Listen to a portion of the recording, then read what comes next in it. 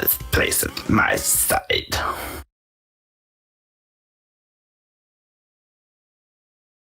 Are you gonna eat your kibble through the whole podcast?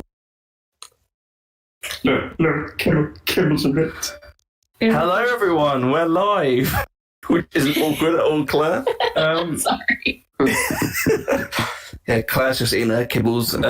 Welcome to the Imperial Senate podcast. I'm your host, Charlie Ashby. Joining me, as always, is my lovely co-host, Clare and Nicky. Hi. Hey. But today we're joined by a guest. Nicky, do you want to introduce our guest? Do I ever? Long time friend of the show. Long time Texan. All-time Texan. And the host of CO Bibble's Babble. Reed Devany. What's up, Reed? Woo! Well, rootin' tootin' howdy lootin' to you.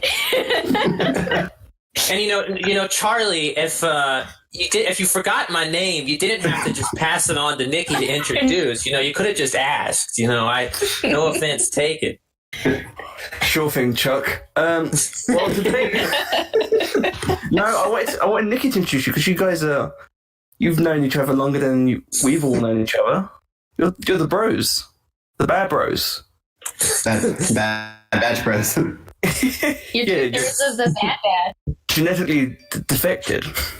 Yeah. Nicky and I have a long history with the Bad Batch. Actually, we saw the Bad Batch panel at Celebration. What was it? Celebration 15 in Anaheim. But what really set that panel apart was not what actually happened in the panel, but what was going on in the waiting room before we got in. Man. Nicky knows what I'm talking about. I'm interesting. scared of this. I don't know. Yeah, are we allowed to just jump in with the story now? I don't know if you have a schedule of events or anything. No. We wing it here. We don't know what we're doing.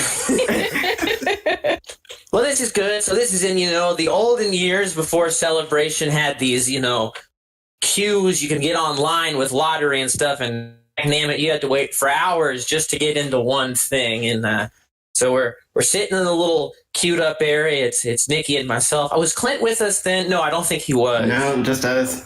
And he was doing the Battlefront panel. It was just the two of us.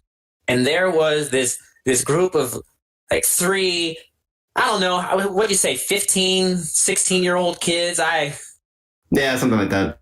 Yeah, I mean, like real Revenge of the Nerds types. I mean, you could just imagine every single, like, stereotype out there about, like, high school dorks, because we all were one to some extent or another, so it's okay. We're allowed to make this reference.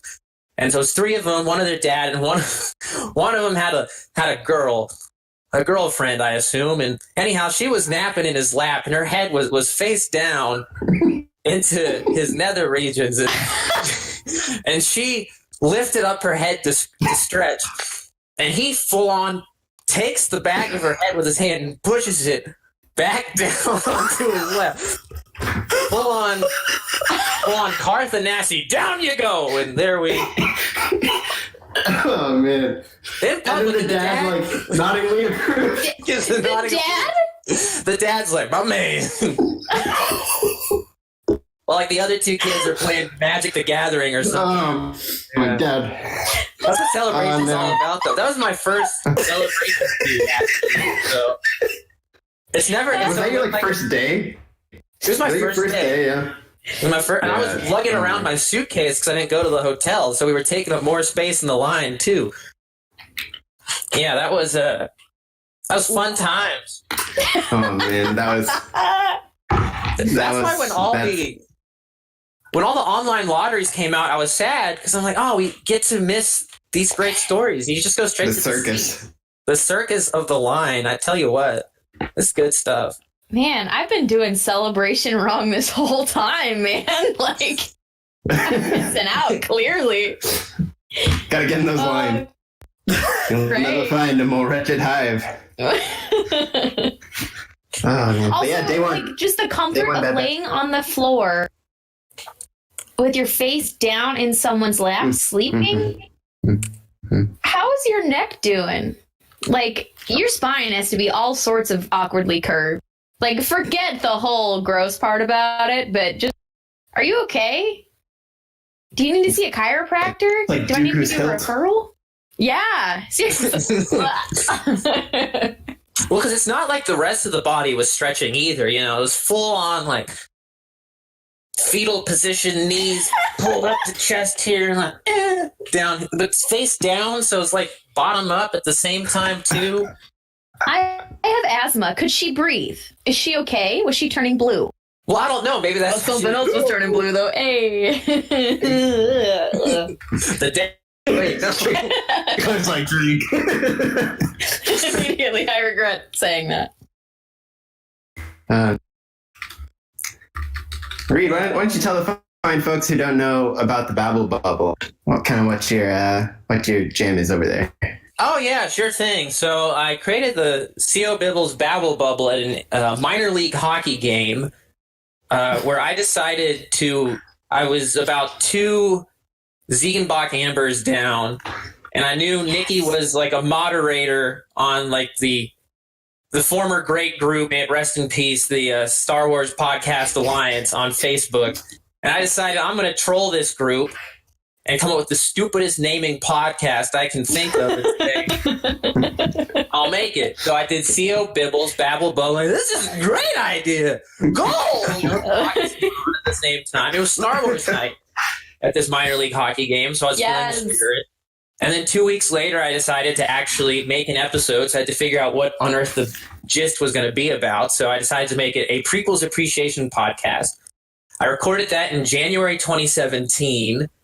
Then, like, prequel memes got really big around the same time, so I thought, oh, there's really nothing for me to say. So I did nothing. Like, I got it all lined up to get on Apple Podcasts and whatnot. And that one episode was on Apple Podcasts by itself for 2.5 years. Until I was kind of like moping around, I guess last summer. I was like, I'm not doing anything creative. I'm not an artist or anything. I write a little bit, but I felt like I want to kind of dip my toe back in the creative field. And my girlfriend said, well, don't you have that podcast you started like right as we began dating and didn't continue?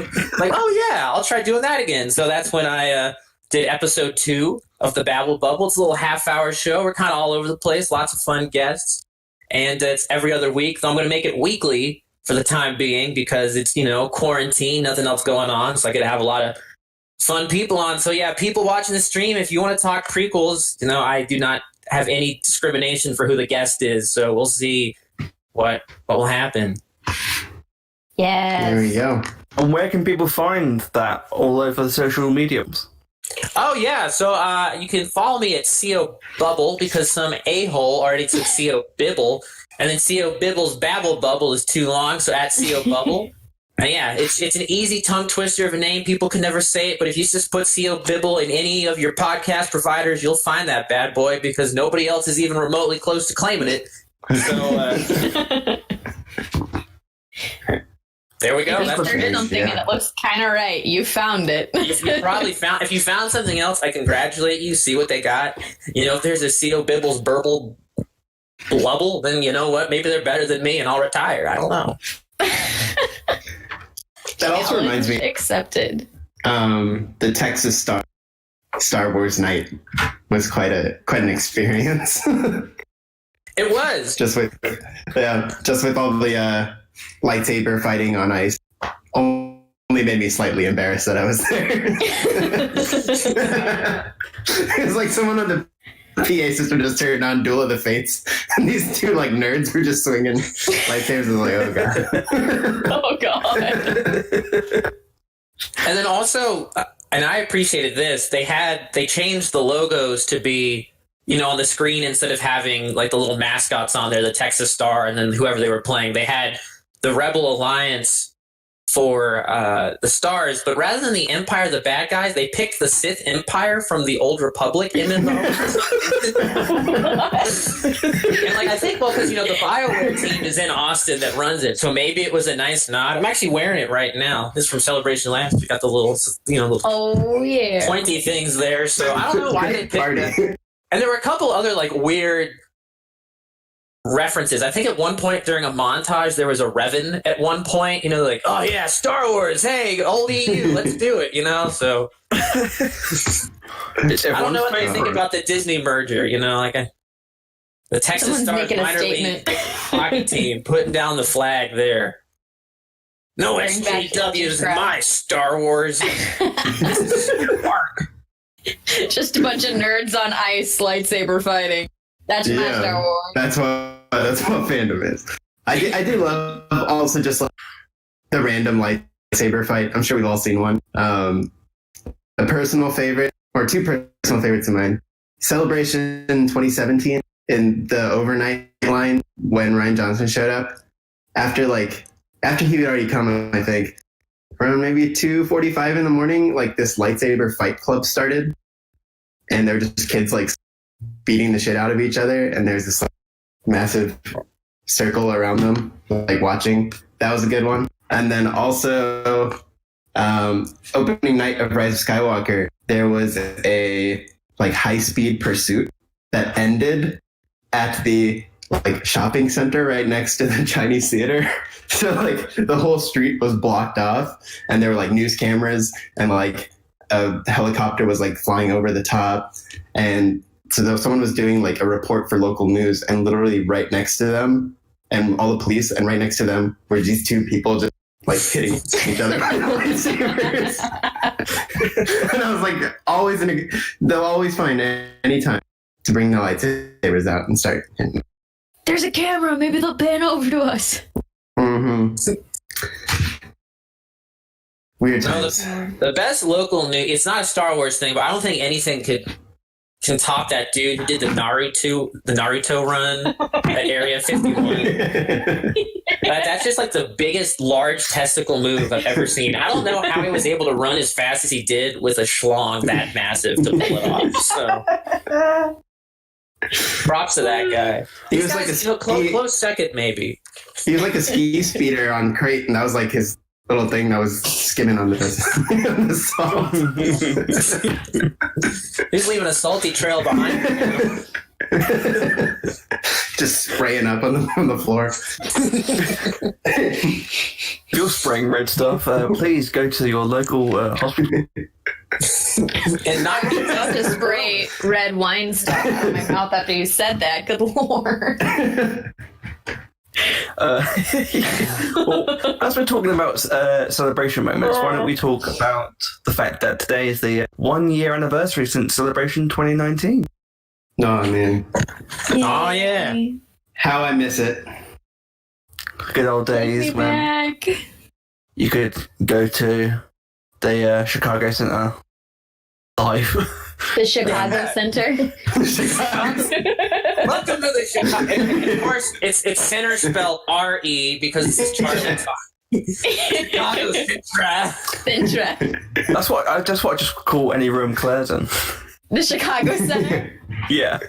You're not wrong. You're not wrong. I am the That time when, millennial of Star Wars, so it's probably right. Time when the 9 panel streamed on the place where the Cubs play. You know, Chicago things. Oh, Barack God. Obama. That's right. He was there, right? Michael Jordan showed up for a moment.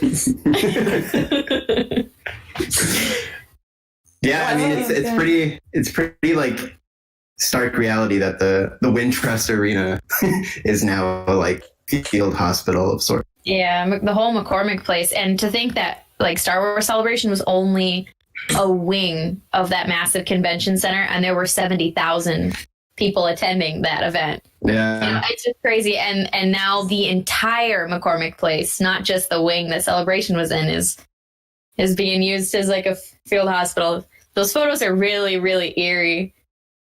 Creepy. yeah. But Anyway, feel good stuff. yeah. Anyway, let's find the good stuff. Go Well, back to Celebration. It was a year ago today that the four of us plus Clint and Chris were having dinner at that pizza place, I believe. Oh my God! Yes, it was.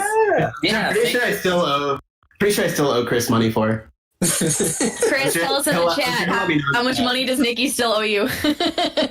I'm pretty sure. I'll make it up to him. I promise. Yeah, shout out to Chris if you're watching us on Twitch. Just drop a message. If you want to add your PayPal details in there as well, and Yeah. But if you don't do it in 5 minutes, Nicky gets to walk because Oh, there you go. because you had to pay him back $20. You had to pay him back within the first 365 days and 12 hours. But since this was a leap year, you're in the clear. See, there's a little asterisk there, that little added day in February. I knew I loved leap year. Oh, God. Yeah, that was a great night, actually. Yeah. what did we actually do? I remember talking about like ridiculous stuff, but I can't remember. Yeah. Talked about some undesirable people at one point. I mean, that's That us did in a nutshell. happen. To the I point just where remember, Tea was spilled. but yeah, a lot of tea was spilled that night. by the end of the night, I was so exhausted and had such a bad headache, but I didn't want to go. I just remember I'm like, I can barely keep my eyes open. I have to do this for 4 more days. Oh shit! I'm not gonna make it. It was one of those. Yeah, it got to the point. I think even the first night, when you showed up, Claire, after the full game. Oh my god, I was really drunk when I showed up. I had barely slept because I got from a plane, obviously from England. Arrived in Chicago at night. I had barely eaten, didn't eat on the flight, didn't eat when I got there. The first thing I did was go and get drinks, because that's what you do, you get drunk at a bar. And Claire shows up. I am like severely, I had nothing to eat and drunk, and I feel like I was more awake than Claire was. Well, that's because I had been over at Echo Base down in Wrigleyville, where like the bad motivators and the syphilis guys and the Canto Bite ladies and just like so many people were living in that house. And I had gone over there at like maybe 1 o'clock in the afternoon and started drinking beer with them there. Then we drunkenly and gave people shots of Malort because that's what you do. And Except me. if you think that next celebration you're getting out of taking a swig of Malort, you are kidding yourself, sir. I willingly wanted it. It never made it. You'll get it. No. We'll get you there. But yeah, and then we went to the Cubs game, drank more beers, and I had like a hot dog at the game. And then we kept drinking, and then we met up at the hotel. So I had been partying all day.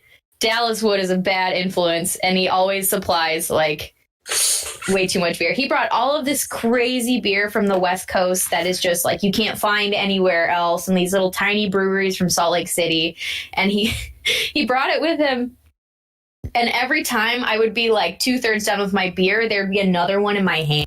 I'd be like, I don't know what to do with this. This is a lot. Okay. So anyway, Dallas Wood was very responsible for most of my hangovers that week. Dallas sounds like one of our good friends from college. Dallas ruins any stereotypes about people from Salt Lake City. Oh, absolutely. Absolutely. Like, I mean, he's he's ex-Mormon, so he did it with style. It's always the exes who are the most tense. You know, ex blank, and like look at Dooku, ex Jedi, and then went full on Sith. Duh. Star Wars. Gotta go big or go home, baby. Here, I gotta send a photo to you, Charlie. Oh. Or maybe I'll see if I can show it. Dallas sent this to me today, and Charlie has the cutest face on the planet. Let's see if I can get it to show up on the chat. Maybe I'll just do it. So shout out to Dallas Wood. And that photo we took together. Look at you purchased gumdrop. If you zoom in, you can see Luke looking like he wants to murder us. Look, that is so on brand for Cruiser. Look at him. He's over it. Okay, Claire, my friend Bob has just messaged the chat and says that I cannot handle my drink, and I want you to answer that. Do you want me to answer it honestly? I had them a lot. So you did have the Malort, but the Malort is only like 70 proof. It's not high in alcohol content, but it is very high in self-loathing. Fucking disgusting, yeah. If by disgusting you mean brilliant, it's medicinal, okay? Okay? That's the only reason they were able to sell it in Chicago during Prohibition is because they pawned it off as wormwood medicine to help with digestion. Okay? Very American of you. Cheating the system. That's what we're good at. It's medicine. Sorry, so that's a gun. I will say, though, that Charlie, you did have one of the benefits of quite often we drank at the hotel with the worst bartenders I have ever seen in my life who don't want to make money and always had a long line. It took like 30 minutes to get a drink every single time. So you had a little bit of time to like in between drinks to like pace yourself. So that worked out good. Wait, We is all this the did. Marriott you're talking about? The Congress. No, this was the the Congress Congress. Plaza. Oh, the con. Okay. To be fair, though, Oh. Claire, most of those bartenders were ghosts. You know what? That makes a lot of sense. You don't Yeah. need tips when you're dead. Shining logic. We were just talking to random people. Mm-hmm. Although it was funny, yeah. Claire did disappear for a decent half hour, where I had to talk to some random person. I was just like, yeah. When did they Charlie, disappear? that random person's God in the forbid. chat right now. Watch yourself. Did I disappear to get a It's my drink? good friend Charlie. Oh no! It's me, Richie. Charlie.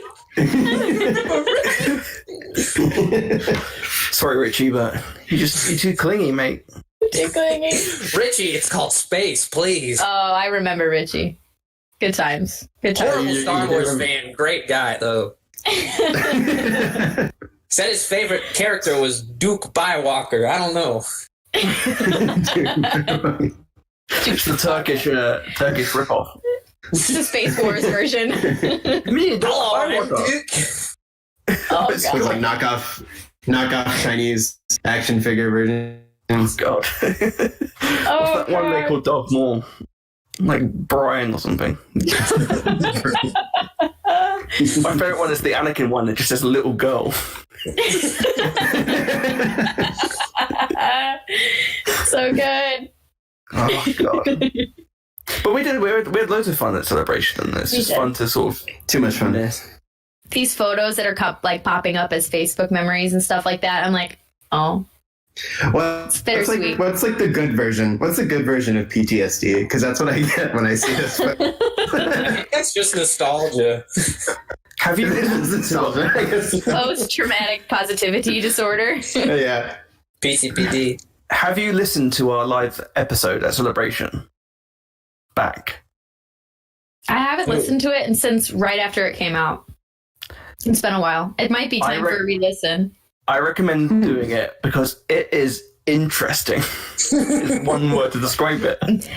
Would it be because of Reed's appearance on the podcast? Just the whole thing. We're all basically tipsy. Basically. Well, let me tell you something. That's why I asked if you were talking about the Marriott, because you recorded that thing at the Marriott, and that bartender had a heavy hand. My God. Oh, yeah. Yeah. Yeah. Why did he lay on your lap? I'd be like, oh, could I have a gin and tonic, right?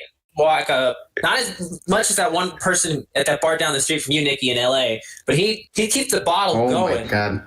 And then finally put in an ice cube and like, there we go, there's the tonic, go to town. You take two of those and boy, oh boy. Oh my loose God. hand. He was trying to get that Bobby Moynihan money because he was hanging out a lot. Get them Lauren Michaels dollars. We have. Yeah, Velcro Face says that podcast was a mess in the best way possible. It really was. Chris adds, I was stone cold sober on that pod, believe it or not. And that is true, but here is a picture from said day. Oh my God. I was just crispy and Chris. It's Chris doing Chris. He's high on life, baby. And so sleep deprived. That too. It doesn't help. So, yeah, we want to know if you've got any celebration memories or any. So, yeah, give us any celebration memories, or alternatively, if you want to give us some good tips for how you're surviving this social isolation, because crazy times, isn't it? Can I make a shout out on the podcast with No. one way that I'm surviving? Okay, well, that's fine. So, Reed. Okay. Oh my God, I hate you guys. I'd like to make a shout out. I've already done it on the social medias, but thank you, Matthew Thurbin, our beloved Turbo, for like so many things, for being a gentleman and a scholar and being one of the finest gentlemen to take Malort like a champion. But he also sent me Australian wine from a county or a valley in southern Australia that bears my name spelled correctly. So, and he didn't just send me 2 bottles of wine from there. He sent me 2 good bottles of wine from there. So I am finishing off the Cabernet, the 2012 vintage Cabernet that he sent me, and it is so lovely. And one of my favorite celebration memories had to be meeting like the pack of Australians, just because every single one of them were so delightful and kind and just funny, and every single one of them like made that experience unbelievable. And I need to find some excuse and a whole lot of money so I can go visit them in Australia at some point and go see Australia and have them show what it's really like down on that. So thank you again, Turbo. I probably mentioned this on a previous, probably an episode last, but I was like, yeah, it's like Australia is apparently some sort of like Mortis style forced nexus of just like Yes. legit ass fans down there, because everybody at Celebrate, that Australia group was so much fun. And of course Turbo's in the chat an early morning in Hi, Australia, Turbo. but look, he's here. Sipping Early his morning. coffee. Hey, Turbo. There we go. Cheers. Also, I think Andy's joining in as well. So, hey, Andy, if you're on. Yes. And Reed left. Andy's joining. Reed is bailing. But that's Reed, you've got all static. I would static. Mhm. Oh, static on my end. Mine as well. It's a little blurry. Reed just fucking dipped. He's like, I'm done with this shit. I hate Australia. It's horrible. New Zealand's all the way.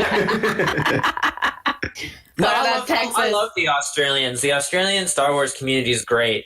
I do a lot of stuff with the It's True All of It Star Wars podcast guys. Subologists and Dale, they're really cool. Conversations, Star Talking, I don't know, but yeah, the ones you've already mentioned. I don't know how they're so like awesome fans there. What do they do that's better than the rest of us? I have to agree with Nicky. It's this whole Mortis spot here, and the balance is very much kept in Australia. I feel like- I feel like if you survive an environment with that many poisonous spiders, you just gotta have a positive outlook on life. Maybe that's what it is. But just gotta soak in the joy when you know you could be bit by a giant freaking 8-legged freak. Look, in the chat, Turbo is literally the Easter. Like, Oh. like, and look at these people, man. How are they real? Too much magic. Do you want to drop your Magical. video off and then try and put it back on again? It's still Sure. static. Yeah. he looks better Nicky's this way. looking like very Van Gogh. Nicky up there. Picasso. It's what's the style that for pointillism? Isn't that what they did for Sunday in the Park? Yeah. Yeah, that's Nicky. If you look back up really far from your computer screen, you can still see Nicky, but we're just all too close in this angle. He's There back. he is. Hey, there we go. He There you lives. go. Beautiful. You're Hollywood. That line will never not be funny. That's an all-time Palpatine line. Oh, yeah. So good. Oh god. We've got some questions on YouTube. Ooh. All right, bring them. We got a question from Beanbag109 who says, have any of you been on the Disney cruise? When they start up again, I will be going on one. That's pretty cool. I haven't been on a Disney cruise. I've been on a Disney cruise, not since I was in middle school in the height of my awkward phase. No, I will not be posting photos because the world does not want to see the terrible shiny faced acne / braids combination that was but while we were all wearing our matching pink pajamas. It's a time in my Clare life I'd cornrows. rather not relive. But yes, I did. But that was before the Star Wars stuff was happening. And I was like at that phase where I was a kid and I was starting to be like too cool for things, being in middle school, you're like, oh, this is kid stuff, meh. But then we did have like my little cousin with us. And so like watching her freak out over all the Disney stuff. But I want to go and I want to experience Star Wars Day at Sea so bad. And now that I'm an adult and I've like literally been cooped up in my house rewatching old Disney movies for weeks, heck yeah, sign me up. And I'm jealous of your trip. The closest thing I've ever been that was a cruise was the like ferry that goes from like Dover over to Calais across like the English Channel. That's the closest thing I've been to on a. And my uncle got very drunk, and it was sipping a virgin pina colada on the ferry. Yeah, and then I got a bar. They got like a full bar on this ferry because it takes what, like a bit over an hour or something. I think the That's not enough time to not be drinking. I think the Disney Dover to Calais cruise, is that the one where Goofy sells you cigarettes for cheaper bulk? Oh gosh! No, that is a. I just went, yeah. That ferry is just an experience because people come back from France with like cases of beer and just anything, and it's like like I've seen people just struggling with what had to be like 200 cans of whatever Heineken or some shit. That is 100% me carrying in my groceries the other day. And I don't mean groceries. I mean, it included White Claw and a box of wine and some gin and some bourbon. So yes, it probably did look a little bit like that. Whoops. I can't tell if you're a connoisseur or have a problem. Probably a little of both. I'm stuck alone in an apartment. I don't live with anyone but a cat to talk to, okay? I don't even have a cat. Right, poor Nicky. The cat that you're making an alcoholic. Okay, first of all, I am doing no such thing. He will smell the glass usually and not drink from Left it, out by whom? The silence is deafening. Claire, did you get Dooku the catnip wine? I haven't, but I wanted to. The Pinot Meow? Yeah. I want to. The what? It's called Pinot Meow. How have you not told me this? This is great. I love Cat puns. wine. And I want to do it, and we're gonna have a classy evening, the two of us, a romantic dinner. I'll like open the canned cat food and pour him a glass of Pinot Meow, and we'll have a romantic dinner, just me and my cat. That's the loneliest thing I've ever said in my life. Romantic dinner. Bob says in the chat, crazy cat lady warning. That's true, I'm a crazy cat lady. But to be fair, they're cuddly. So if you see me privately with cats, you know that I'd start talking to them. Who does? I mean, Clare has seen. I've seen. Yeah. Conversation with a cat. I either say two things. I either meow back at them, or I say, it's good to see you again, Miss McGonagall. Oh, God. Professor. Just in hopes that one day she's gonna turn into Professor McGonagall. It will happen. Someday. You'll be ready. We've got on YouTube, we've got Brian Long Talk, who says, who are your favourite small background rebels, separatists, and Imperial characters? Ooh. Oh my gosh. How small are we talking? Gascon. I have to say, because of my fondness for Dan over in Bulgaria, He's watching us. Is he? Hi, what's up, buddy? He has given me, he understands my Salacious Crumb love on a level that very few people do, because he's also an ultra fanatic. So I appreciate the finest gentleman the separatists have ever seen, Senator T. Case, because of him. He has shown me the light. So I have to throw my vote out to T. Case. Although I don't know, he's really the star of the separatists. He's not like background, but we'll say that that's my answer. So. It's a good answer. I have a favorite. Oh, go ahead, Nicky. My quick one is my favorite separatist is Worm Loathsome, the Scottish general in the Clone Wars movie.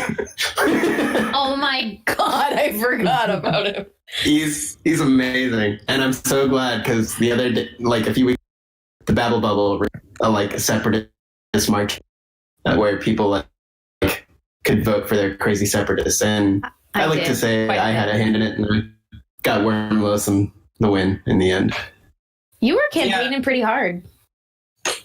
It was a good flock bracket. Yeah, Nicky, you pushed him over because I don't know if he should be considered a small character because he's so important in our hearts, but we gotta go with my personal favorite. The Czechno. Who plays their support you count? I guess I gotta cover my mouth.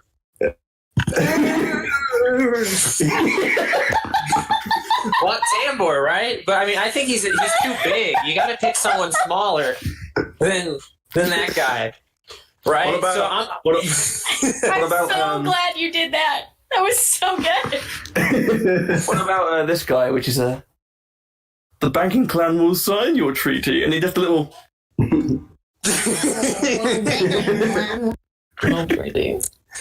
Oh gosh, yeah. What is his name? I should know that. Sandhill. Sandhill. That's right. I'm a big fan of Pun Rimbaud. Don't know if not many people know this character by their name, but there's that Heroes on Both Sides episode of the Clone Wars where they go to like the separatist senate that has no power whatsoever, and this is like a big long neck, like inflatable frog throated. Go, Oh my god! I forgot about that. And that's them like saying yes or no. I don't know. They're like all yelling in this. Like, I don't know how it came in. A big old like purple eyes, look like a doll face there. So I'll go with Pun Rimbaud. I don't know if it's a boy or a girl or something androgynous. There's my answer. All I know is I fucking love Star Wars, man. Dude, He's so good. anyone who like shows up in a one-off Clone Wars episode, like that's the answer. There's a novel. They're so good. What are the other factions, Imperial and Rebel? Oh, Separatist. I've given my Separatist yet, which is Kalani. I've been rewatching Rebels recently, and I watched the episode, the final days of the Clone War episode, and there's just something about that bit of dialogue at the end where they've finally come to terms with each other, everything's good, and he's just like, yeah, like you got less than 1% of the rebellion winning, so peace out. And he just flies off. Bye. He's pretty great because he's also in the Onderon arc, right? Yeah. And that's super tactical. And Duke is like, you need to peace out and go to the planet. Yeah. And that's the planet they end up finding him on again. The other things we were supposed to do were Empire. Rebels and Rebel and- Imperial. My Rebel is very easy. I got my Rebel lined up already. Go for it. Oh, I know it. Or Marco. Oh, Proof bam. face. With the iPad. Guy's a legend. When the face is a prune. He goes boom. Classic. Oh. This is where it gets more difficult for me. Oh no. This.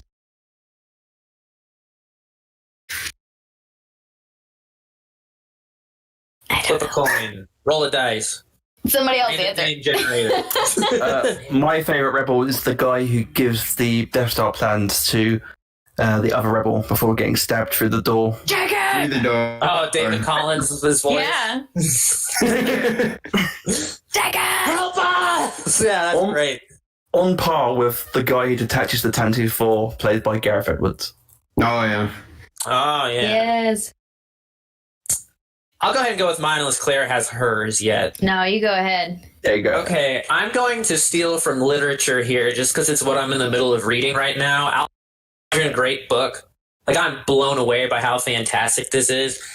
This is not a spoiler or anything, but there's a character, former Rebel, now New Republic, named Sata Neek, I think, and he's an Ishi Tib. Oh, I And love the Ishi Tib. The reason I like him so much is just how the author decided to describe what an Ishi Tib looked like.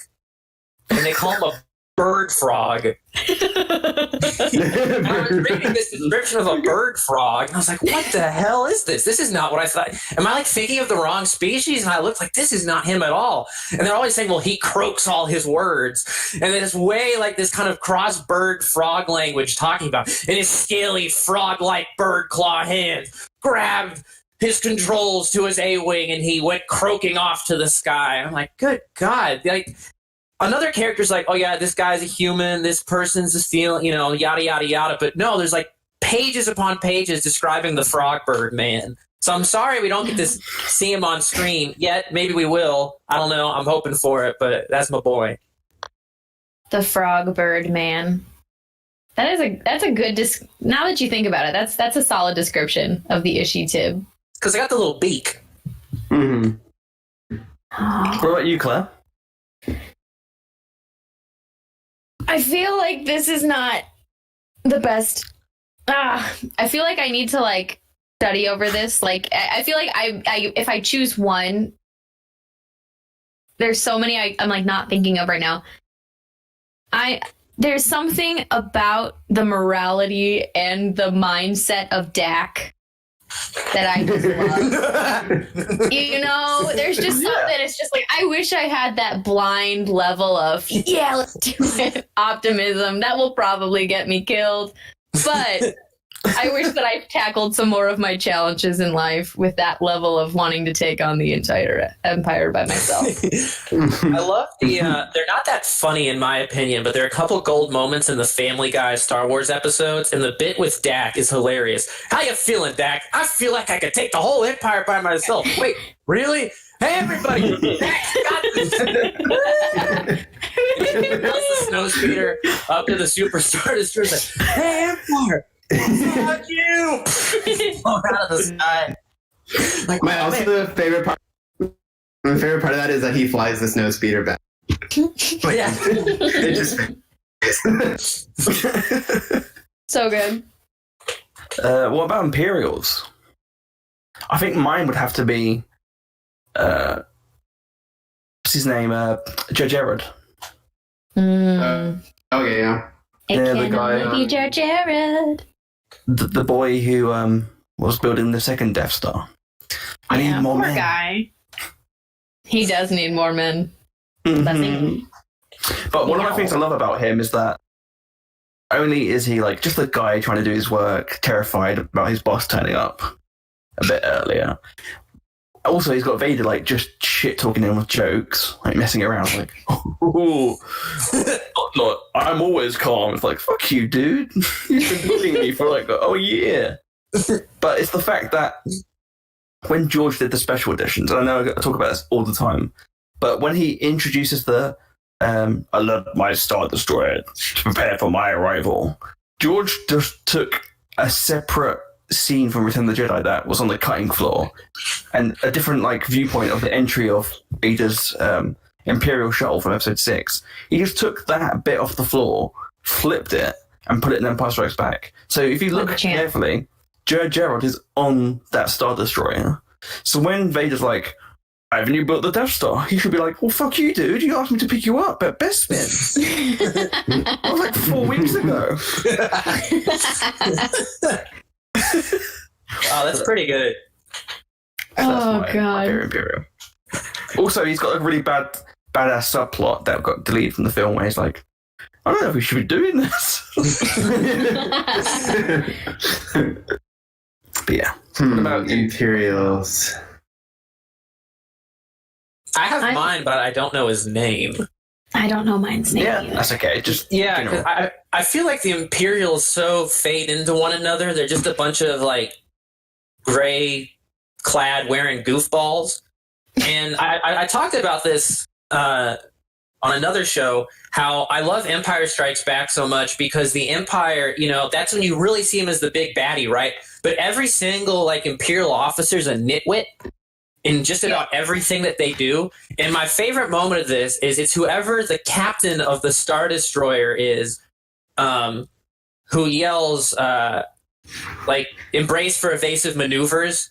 And, like, everybody goes flying in opposite direction. And the camera, like, at any other moment when you see rumblings or something, like when Han and Leia destroyed or whatnot, and it's shaking, at least they try to fall in the same direction and the camera moves the same way. But in this instance, the camera is static, and the guy who says embrace for evasive maneuver just floors it. He goes flying. And everybody goes the opposite direction, and like the crew in the pit just kind of like does that.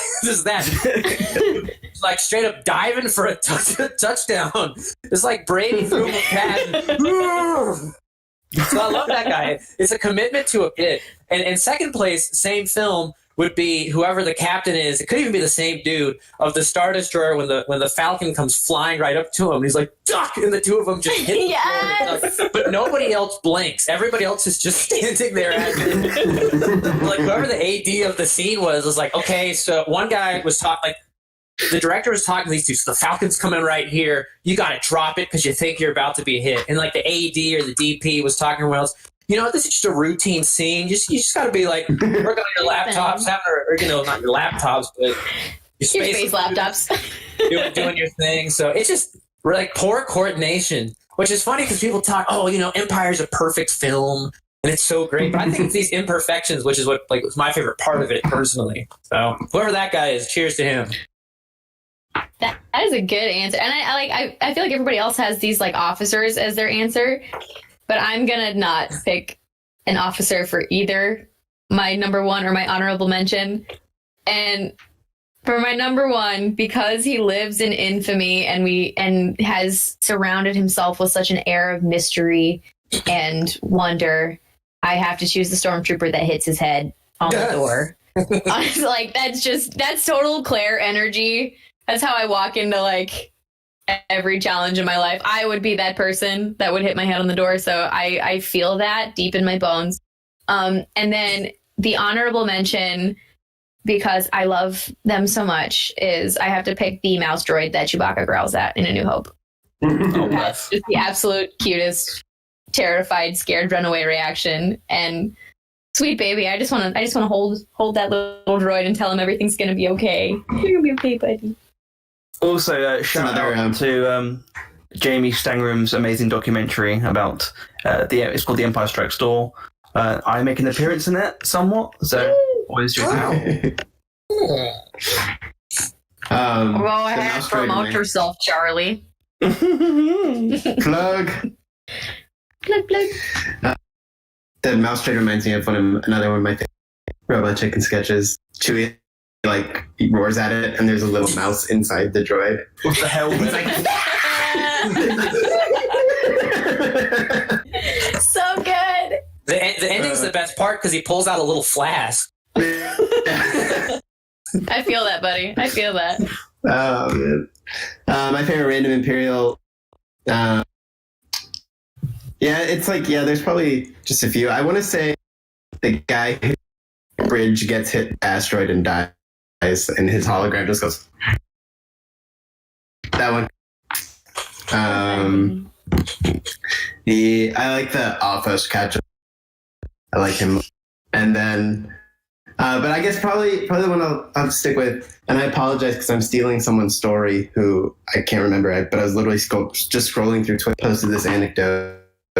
So if anyone knows who it is, let me know. And they said it's like a celebration.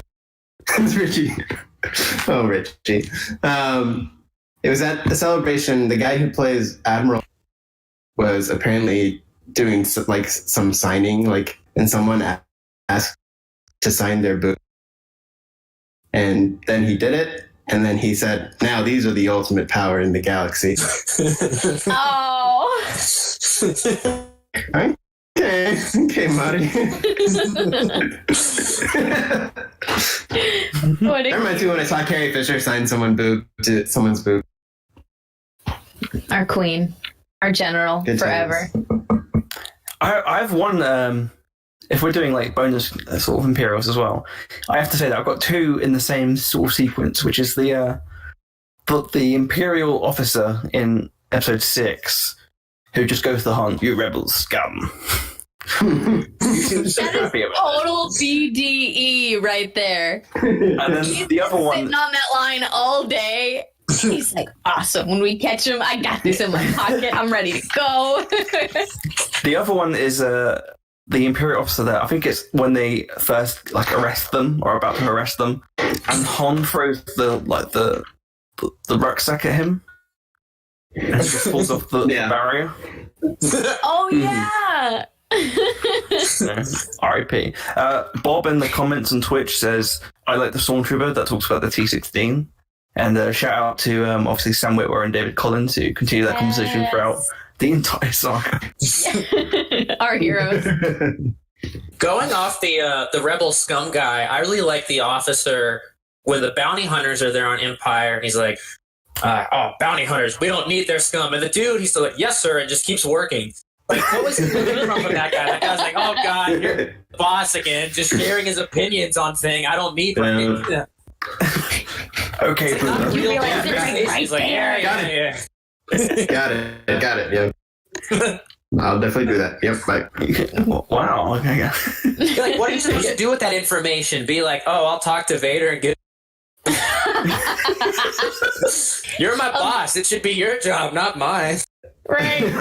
Do you know that guy went home and was like, "Yeah, he's eating these carrots and peas." He's like, "Yeah, so peas are racist." Or at least a class. He's like, "I don't like their working kind." class. What do you mean they're kind? That reminds me of how awesome the robot chicken sketch on the bounty hunters all are throughout the second Star Wars Robot Chicken, with like Bosk being the only one polite enough to take off his shoes. Yes. Robot Chicken Bosk is next level. As is Boba and Dengar. As is actual Bosk. Yeah. Remember when they gave him dialogue? Yeah. Like, Hi, Bosky Bosk. Bosk. How about you, Iggy Pop? oh my god. On Twitch, we have a question from Haley Solo. It says, "If Star Wars did not exist, what would you be your fandom?" Mine would be Doctor Who. I'm still part of that fandom, but I think the main fandom would probably be that. Claire? Mine would be Lord of the Rings. I will always love Lord of the Rings. Thanks. Sorry. I read that trilogy probably every other year. I reread it. And when I'm feeling particularly self-loathing and want to trudge through something very difficult, but I still love, I reread the Silmarillion less because of that, because it is very heavy. But I still appreciate a lot of it, and it's always fun to reread that and then go back and read the trilogy and have that fairy tale history perspective, have it fresh in your mind when they talk about all of these random characters, seemingly random characters. But no, I love those movies. I remember what was the year that Return of the King was the Oscar? Was at the Oscars? I remember 2003. It'd be the 2004 Oscars. Yeah. Whenever those Oscars were, because that was the only one of those movies that my family took for me to see in theaters. And I refused to take a freaking bathroom break during Return of the King. And like my family left like 18 times. I'm like, "You guys, I'm not getting out of my seat. I have to pee so bad. This movie's 3 hours long and I'm going to make it through." And then I remember I can hold it, Dad, I swear. Just You like shot fourth a grade past me. Jordan. And then I remember when the Oscars rolled around, and that was the only movie I had seen. Not only was it the only movie I had seen, I was obsessed with the trilogy just because of the movies. So that was my introduction. And I remember watching those Oscars, and every time Return of the King won another Oscar, my family's completely deadpan and like doesn't really give a shit. And I am sprinting around the house like, "Yes, it did it!" And my family was concerned for me probably from that day on. They're like, "Oh God, she's so lame. What have we done? Why have we encouraged this?" I remember that Oscar the first time I stayed up really late to see Best Picture. And You had to know. You had to know. Yeah, I was the same. I'll never forget that moment. Steven Spielberg up there with the envelope. It's a clean sweep. Sweet. And yeah, and I'm the same with that. That was like the last Oscars I like felt alive. Yeah. I felt alive for Bong Joon-ho this year. I will say that. That was a good one. I gotta say, every time he was like, "I'm gonna go drink tonight," I was like, "Yeah, you are!" Yeah. Anyway, I haven't actually read the Lord of the Rings or any of the supplement material. Do you recommend I do that during this 10-year lockdown? How much of it? I would say yes, because it's so sentimental to me. And if your introduction to it was the movies, you're gonna get so much more. I mean, that's the way with any reading any book. And you're gonna get, in some cases, a very different story. Mostly with Fellowship. I feel like Fellowship takes a very different trip. That Tom Bombadil. Hey, Tom Bombadillo, my boy. This may be an unpopular opinion, but I don't think there is a greater book to movie glow up than Aragorn. I'm sorry, I like his movie. I agree. Vigo is so much better. Like, does such a better job than what we see in the book. I agree. I'm with you there. Trying to think if there's a Harry Potter equivalent I can think of. I don't know how I feel about that statement. I feel like the perfect casting, I don't know if it's a glow up because it's still perfect casting and he doesn't get much of a chance to shine, but Gilderoy Lockhart being Kenneth Branagh is just... Oh, he's the best. Oh, no, that's best. Exceptional. So good. It's like that's up there with beats RDJ, Iron Man. You know, there's a handful that are just true perfection. That was dream casting. And like as like I'm the young woman watching it, like crushing on everyone, I was like, it was Kenneth Branagh, and he's like too old for me at the time watching it, but I just totally got it. I got the swooning, and then I was just like, oh my god, but I hate you so much. You suck so bad, but I love you. Like Hermione so going, good. Yeah, I had the same thing watching whatchamacallit, Order of the Phoenix with Umbridge. You know, like I hated her so much, but I got the physical attraction to her. I could see why everyone was swooning over her good looks and captivating personality. I just like the cat plates. And, you know, sometimes these just little kinky too with that writing, and you get that little pricking in your hand. Like, oh, so I'll tell you what, we are on the same page when you crush on a despicable character. So are we being open and honest right now? No. Because I had a very specific. Go ahead. I had a very specific kink of getting tied rope around my neck and being dragged by centaurs in the forest. So when that scene happened, oh god, I was really scared with how you started that sentence. I was like, where are we going with this, Charlie? I'm really frightened. Oh, well, Claire, I must not tell lies. Get hot here with that line. So, Mrs. Norris, that was a glow up as well in the books, because in the film. Ooh, baby. Oh, no. This is... Pet that pussy. Thank God Dooku's asleep over on his chair over there. He just cuts to not able to hear this smut. Let's look at other questions we got. We didn't answer it. Yeah, we didn't answer the fan question. I'm sorry, guys. I forgot you were here. Yeah, you go ahead. You go, Rita. Well, you know, I would probably be Well, I am. I'd say my second biggest fan after Star Wars would be a big old pirate head. You know, I love the Pirates of the Caribbean film. I cosplayed as Mr. Gibbs at every single one of the premieres. You know, I had a little bald cap I put on, and I'd use spirit gum to get the little bit of hair around the side and everything. Hi, Jack. Oh no! And actually, I cried when I saw the Kraken. Sea turtles. Sea turtles tied up with his own hair.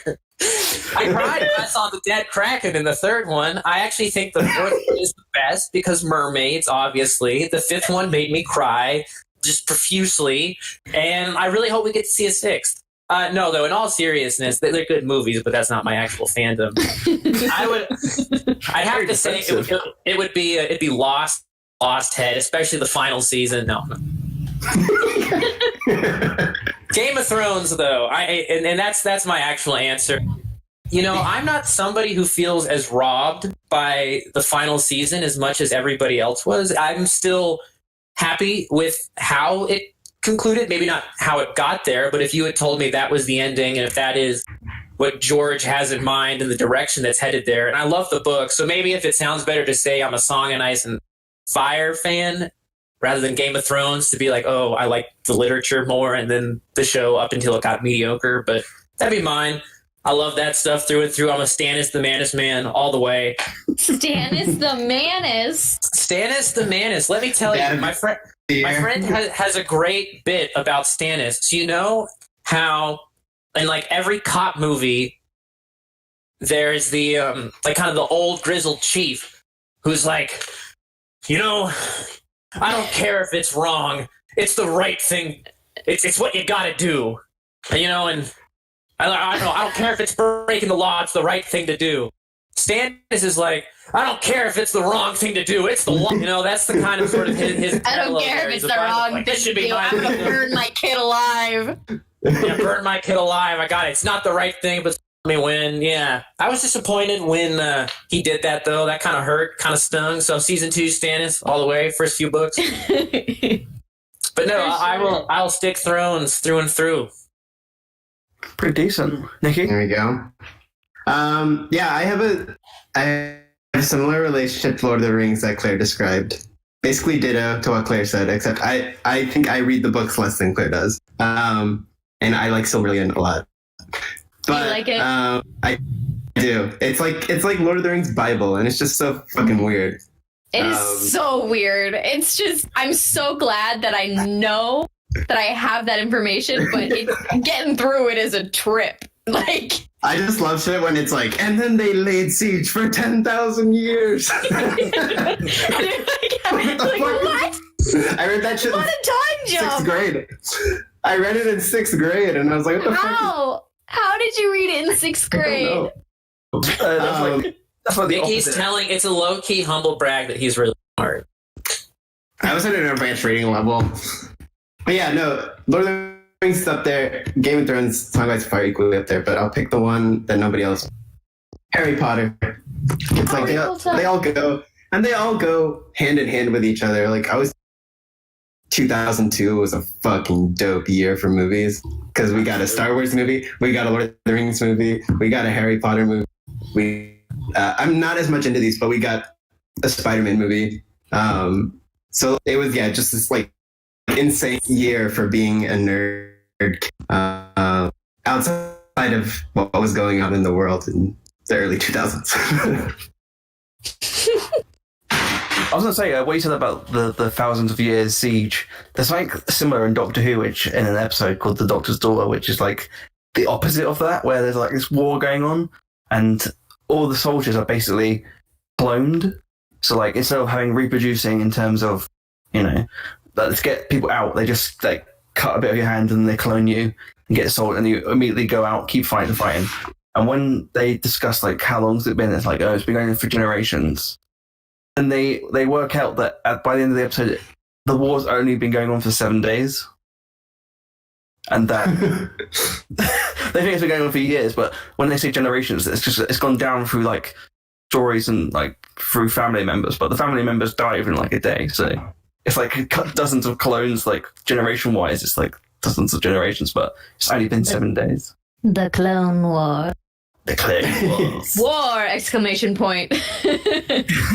Something in the chat, 80 Strider brought up how his sort of things were like the Joss Whedon stuff, or like Buffy, Firefly. Let me say, Angel Buffy! was huge in my life. I never like saw Buffy, but I got into Angel. Angel was a dope ass show. I have to Buffy's say, my girl. She. Oh my god, I love her. alongside Doctor Who and Star Wars, Harry Potter is one of the tops here in my life. As you know, if you've ever listened to this podcast, we end up talking about Harry Potter. last week when we had Auden on, we spent a decent, like an extra hour or so talking about the crimes of Grindelwald when we should be saying goodbye. Yeah. I swear we talked longer about Harry Potter after we stopped recording than we actually recorded anything. Our post show was 2 hours long. It was two full hours? Oh my God. Yeah. Let's go for the YouTube questions. We got, what Disney Plus shows are you all looking forward to the most from Star Wars and Marvel? Mine, the one I'm looking forward to the most is WandaVision, which I think looks amazing.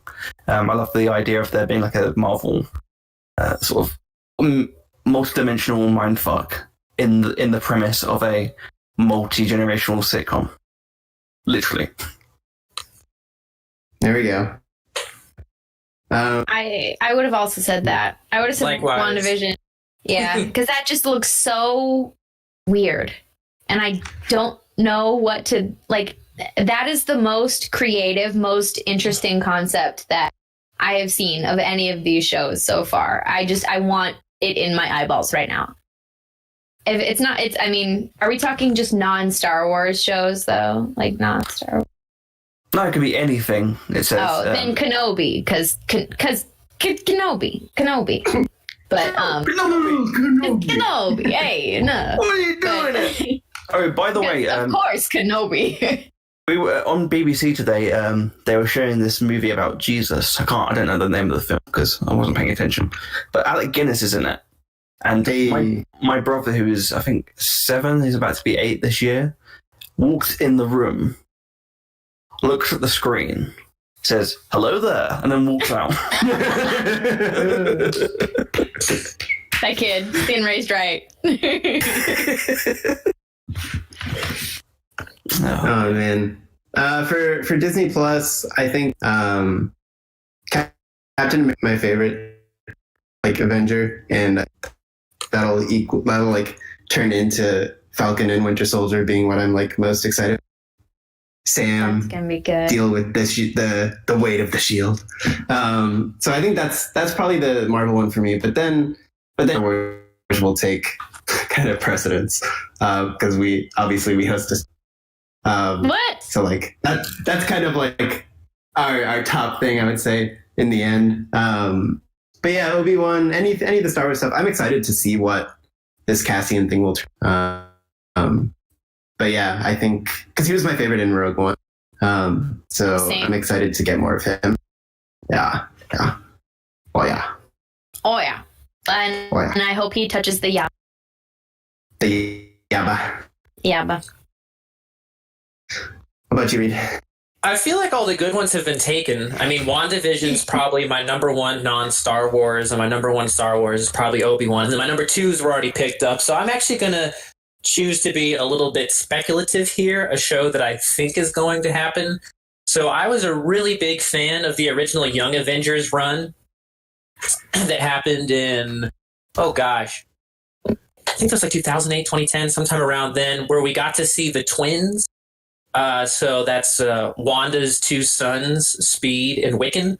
I love those 2 guys. 2 of my best friends in high school were twins. They always talked about that. So I feel like if WandaVision heads the direction it's supposed to, and there's hints in some of the trailers, like the dual baby carriage and stuff, that she could end up having the twins, because those twins are the children of her and Vision, that we could end up seeing Speed and Wiccan. And I'm hoping that either will lead to a Young Avengers series, fingers crossed, in like 2 to 3 years, maybe 4, who knows, or that in like future seasons of that, we'll see those 2 characters. So I'll say I'm the most looking forward to that. I guess with the Loki show, I would love to see Lady Loki show up in there, because that's my favorite incantation, or little kid Loki. You can get really creative. So as a comics fan, Loki. I feel like a lot is lining up. And then also, now that you have the X-Men underneath the whole Disney umbrella, I think, there's so many fun X-Men side teams like Marauders or Excalibur. One of them, it's like a pirate ship,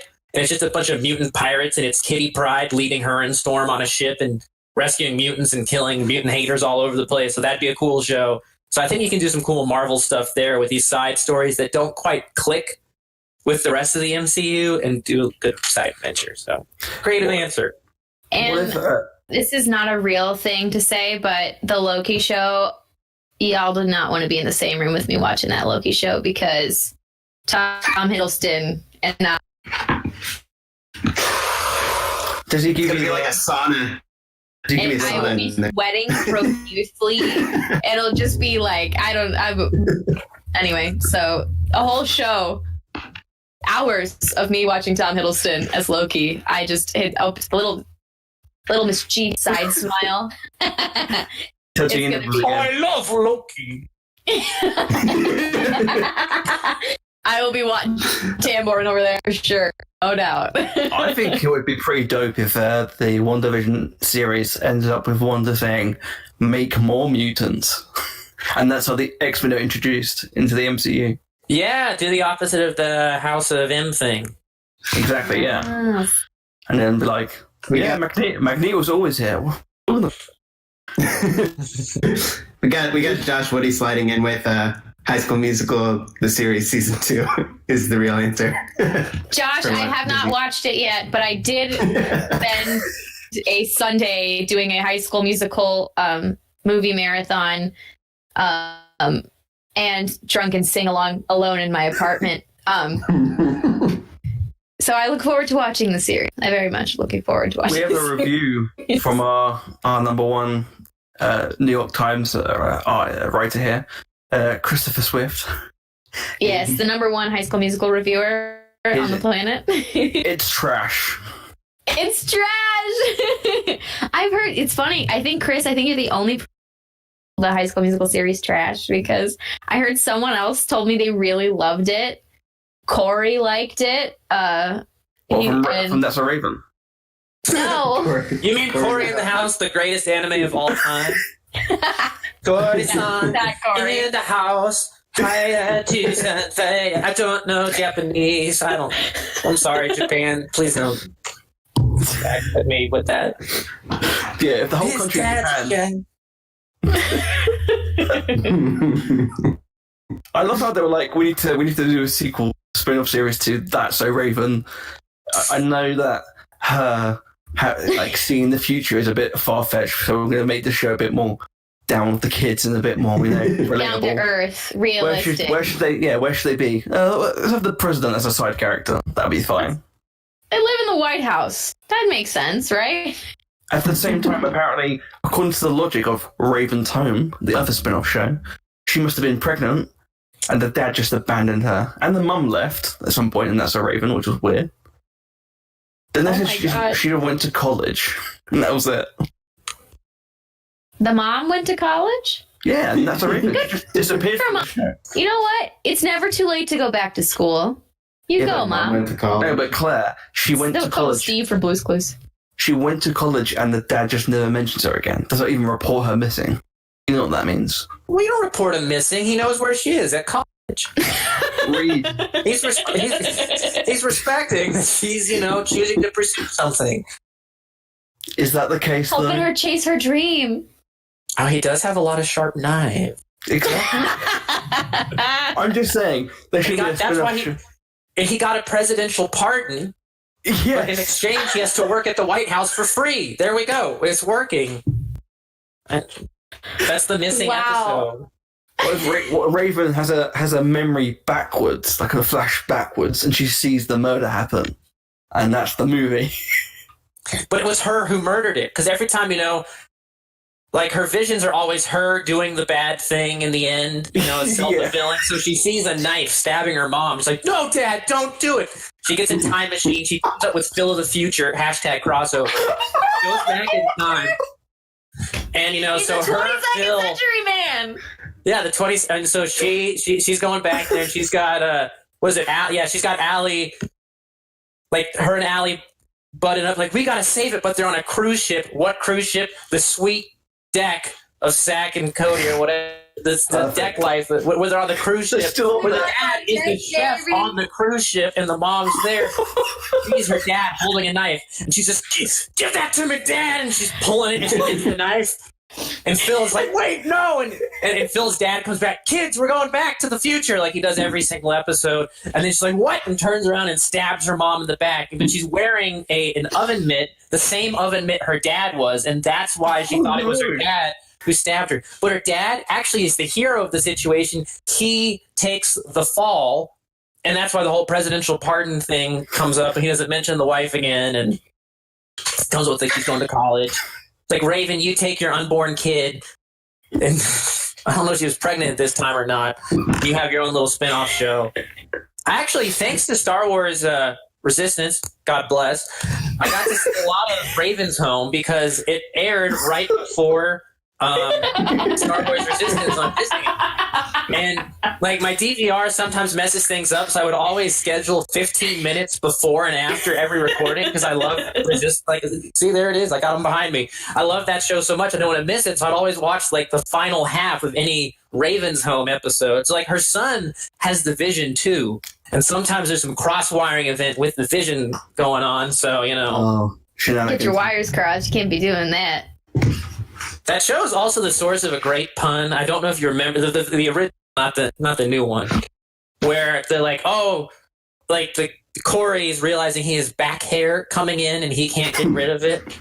He's like, I don't want to be like Dad and have back hair. And Raven's like, oh, you have, because their last name's Baxter, right? It's like, oh, you got the Harry Baxter curse. Hey.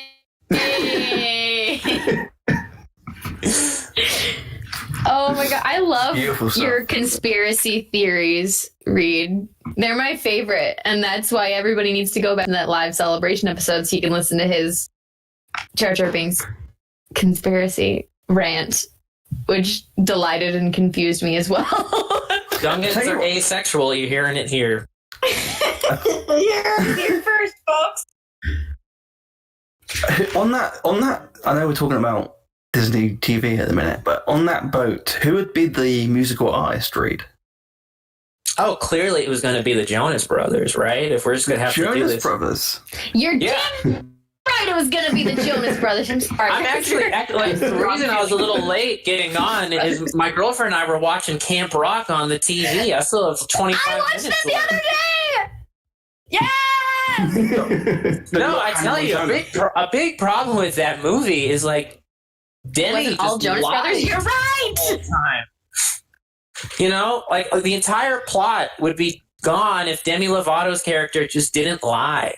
Exactly. And just was honest to herself. Chris just put what is happening right now. I'm the same because I feel so. Yeah. I have no idea. I have no idea what's. But I appreciate it. My friend I'm just saying the Jonas Brothers are fantastic performers. I have seen them live. They are showmen to the T. I will fight you to the death if you say that the Jonas Brothers suck. You're wrong. They're very talented musicians. They do fucking flips while still singing and playing music, and they are just absolutely just insane. The crowds can stop screaming their heads off the whole time. That's a bit overkill, but they are phenomenal performers, and I will murder you over the Jonas Brothers. I know at least two are at least very smart men because they both married up. That is true. They both, two of them did, And then I'm also a fan, Kevin's doing okay too. His wife, not too bad, not too shabby. They had that reality TV show, I guess. They did that. Married to Jonas or whatever. Josh Woody says, didn't the Jonas Brothers have their own show? They did on Disney. They had their own show called Jonas, or the Jonas It was Brothers. called Jonas. I've seen every episode. Yes, I have. I'm pretty sure the fictional dad was their agent. I think so, yeah. And their little brother Frankie, their real life little Frankie, who nobody, the forgotten Jonas, their kid brother, he was on the show too. Frankie played his part too. So Are all these on Disney Plus? Yeah. You gotta catch up, Nicky. Everyone can totally catch up. Yeah, totally. Is there a block? Along Is with there a the block Jonas Brothers function? 3D concert experience. I'm just saying that their concert experience is also on Disney Plus. So if you want to watch their concert, you just go on over there. I just want to say thank you, Haley, for bringing this up. No love for Hannah Montana. That's who I assumed would be singing on the boat. She's the best best of both worlds. I do only know the fully. Migos song.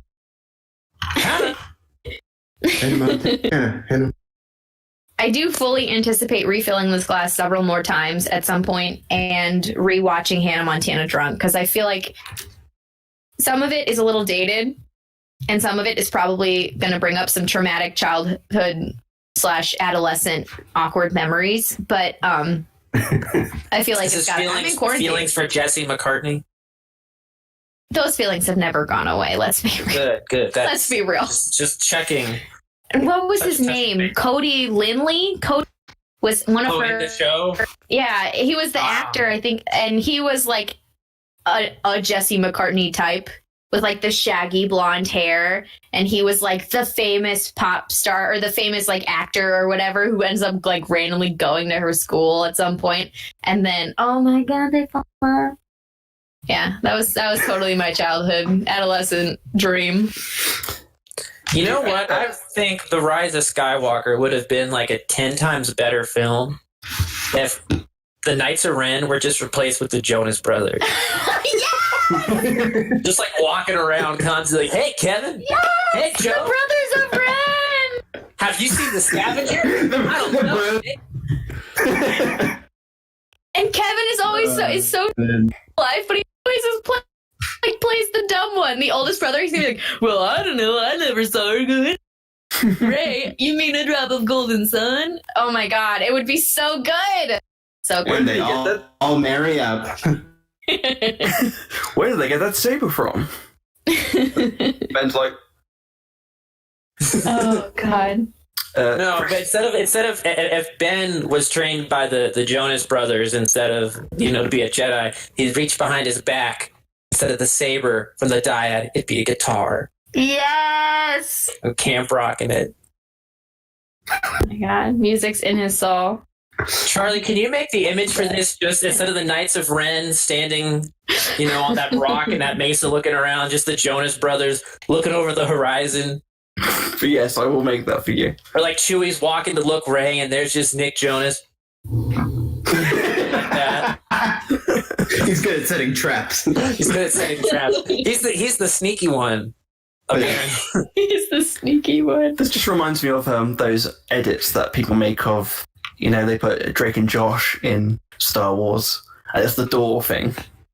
Like when Vader invades the corridor, and it's the episode where they get stuck in the treehouse. It's like, Drake, where's the sword? Where's the door? It's just here. And it's just like Vader, like trying to. Everyone's just screaming in the background.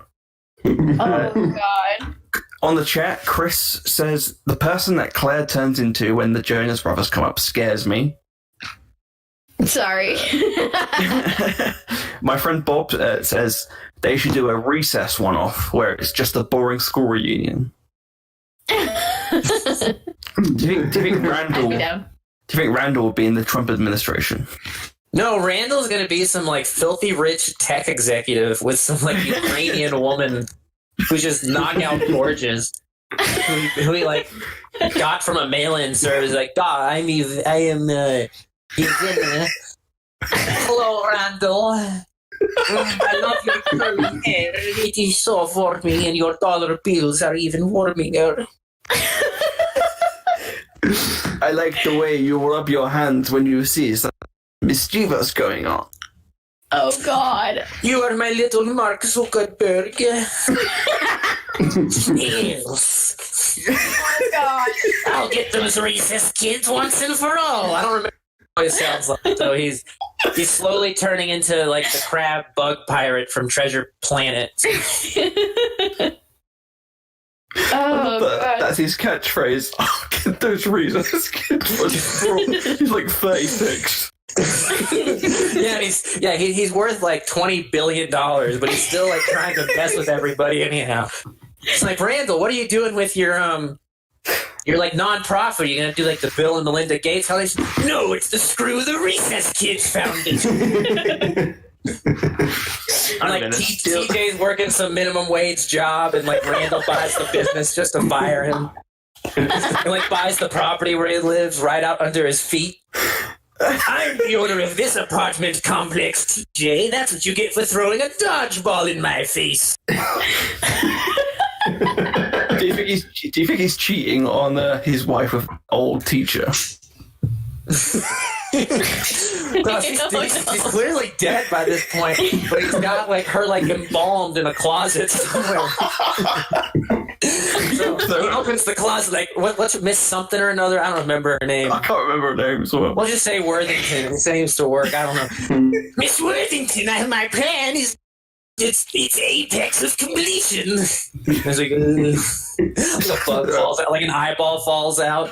I'm picturing like a Helga Hey Arnold type shrine in the closet hiding behind things.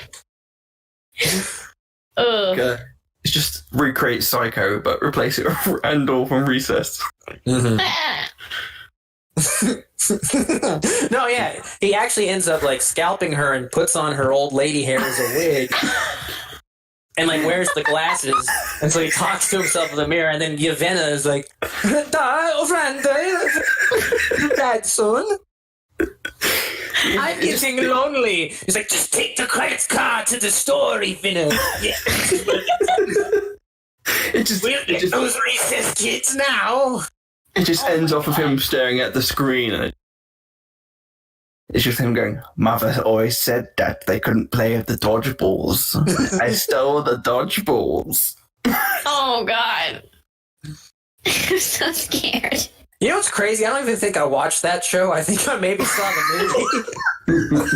movie. Just makes it funnier. Yeah. We have another question on YouTube, which says, if you could move an Office character into a Star Wars character, who would it be? Like the TV show The Office? Or like a character who's like works at my office. I work with a total character, but I don't know how far he'd go. He's a Dooku for sure. He wants to go fast. I feel like Michael Scott would fit in really well with Tag and Bink. Like Tag and Bink and Michael. I feel like they'd be a good team. But I'm gonna think of something else, like something real. Creed on the Separatist Council. That's a Photoshop opportunity as well. just sitting walking up to Dooku covered in blood. Hey, boss, I missed something. What's going on? There's been a murder. He's like, yeah, that what Tambor really screwed things up. We've lost Geonosis. Oh no. I have nothing. I feel like just the main cast of The Office is there's all a bunch of goofs. Like the main core group of The Office is the same. Yeah, no, you could swap them and the shows would be exactly the same. Mm-hmm. Oh God. Rick says Kevin is Malakili, the Rancor Keeper. No. Oh, he's not only crying over chili, he's crying over a dead Rancor. You could say that keeping the Rancor is the only thing I'm actually good at. I would pick I forgot his name, but I'd pick James Palpatine. You pick who is Palpatine? The guy James Spader. Robert California. You mean the fucking Lizard King? Yeah. Oh my God. I'd have him in charge of the galaxy. I just love the idea if it's a perfect swap and like Palpatine chooses to retire to help a bunch of Eastern European gymnasts like learn how to find their post-gymnast life. They're very nimble bodies, but their minds need to be shaped as well. Great series exit right there. Coming from Palpatine's voice. So they're very nimble bodies to be worked, dedicating the years of their life. Force contorting themselves into all sorts of shapes. Have no fear, my faithful. Look what you have built! The Eastern European gymnast, one of whom is Yevena.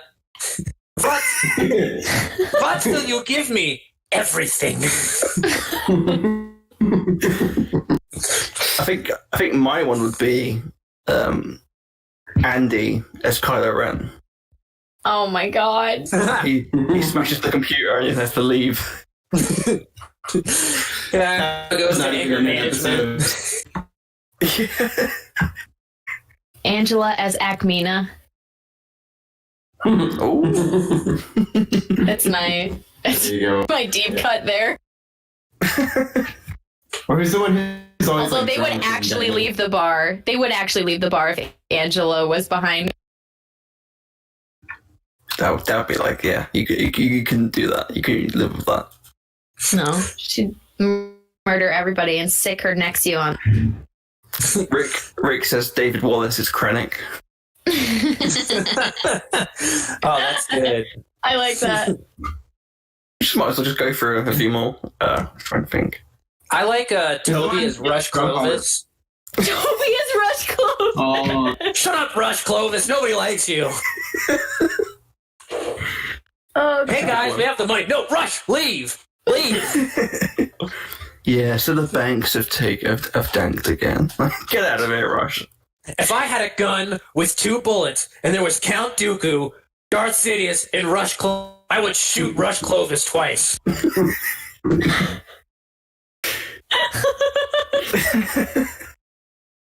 And then whoever the Dwight character is, who's the star bullet, the blaster, and you curve it, and you just use one, and you kill Sidious, Rush Clovis. And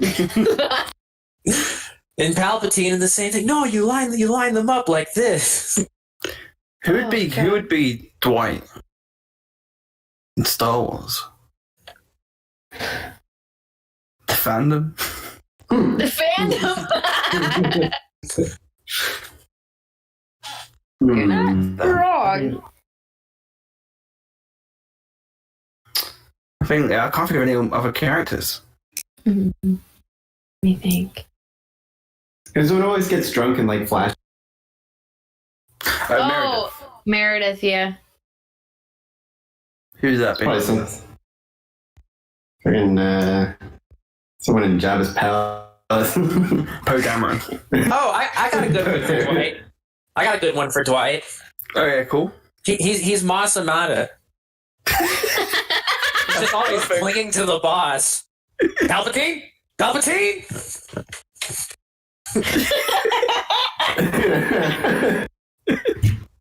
Oh god. Second to the Emperor.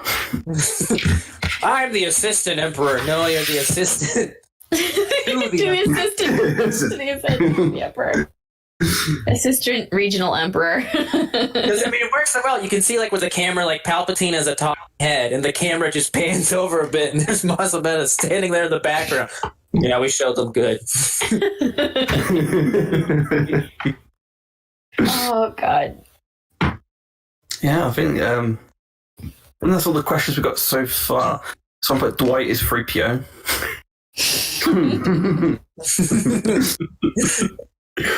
Well, actually, sir, I believe that if we Emma says who would Mosby? Oh gosh. Well, if Dwight is 3PO, maybe R2D2.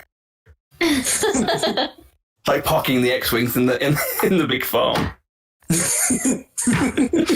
Yeah, they're parked right at the edge of the hangar bay, so they just fall into space. And yeah, someone's landing there, and R2's just like speedily running next to it. Give me your keys! Give me your keys! Give me your keys! He just hops into the bag. Just I'm the flies valet. Oh god. Just crashes it. That'd be my pick for that. How long have we been going for? About what, an hour and a half? Yeah. What time did we start? Why don't we do some quick fire questions? If you want to message on either Twitch, we're looking at both of them, so don't worry, we can see your questions. Send some sexy questions for Reed, because we got the man right here. So Meow. It's fuck, marry, kill questions or just generic, like, silly questions you want Reed to answer in the Star Wars universe. And we'll get to them as much as possible. Reed, who do you think is the most eligible bachelor in the prequel trilogy? Okay, Like- well, I'm gonna go ahead and say all the Jedi are off the table. That's Yeah, we'll the take job that out of description, it. right? So We know they're So we single. gotta pick some. So we're sticking with the prequel trilogy. So no Clone Wars, no Well, let's say prequel era. prequel era. Okay, most eligible bachelor. Because you are That's the prequel king over there. Yeah, so I don't know if we actually see him have a wife or not. I mean, I don't know, like, in order to become a political, like, get a political position in this society, you need to have a woman. Or a man, I don't know. I could see them being up in this, but I would have to say it has to be Boss Nass, without a doubt. I mean, Big one, Daddy. he's the Big Daddy Toad Man. He's the, like, position of power. So you're marrying into something good, and Exactly. That How is man that knows not- what he's doing. he knows what he's doing. I mean, he knows how to drive the motorboat right to the dock. If you catch So I'd say that. Plus he's got a nice, like, cupped round hand that can get a good little spanking in there if need be. You should be the bad lady.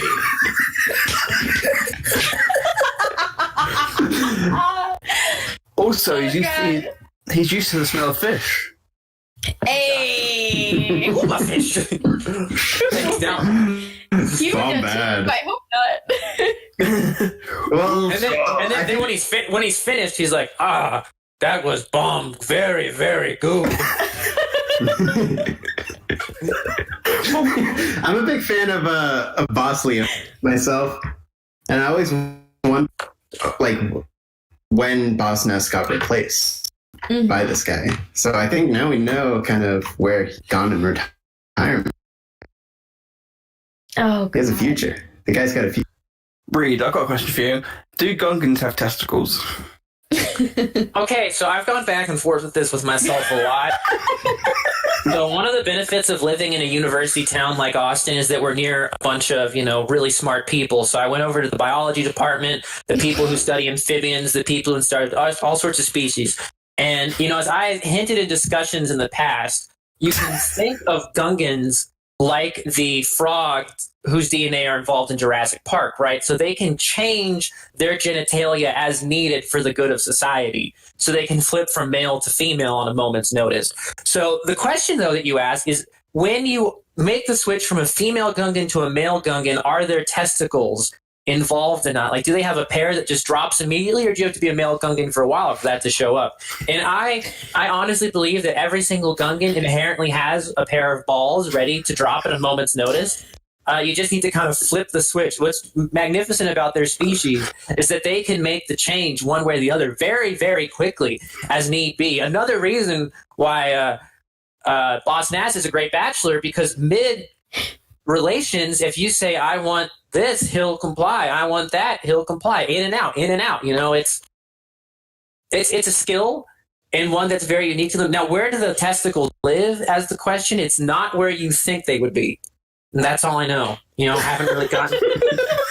Do with that what you will, but it's not where you think they are. That is confidential information to the Gungan people. So your expert analysis suggests that he does have boss nads. Oh, my God. Glad we got there in the end. God. Let's go quick fire questions. Fuck, marry, kill Disney characters. Disney Channel characters. Disney Any of Channel characters. Like, Like we have- all of them. But they're all, like, young. I mean, that's your problem, Reed.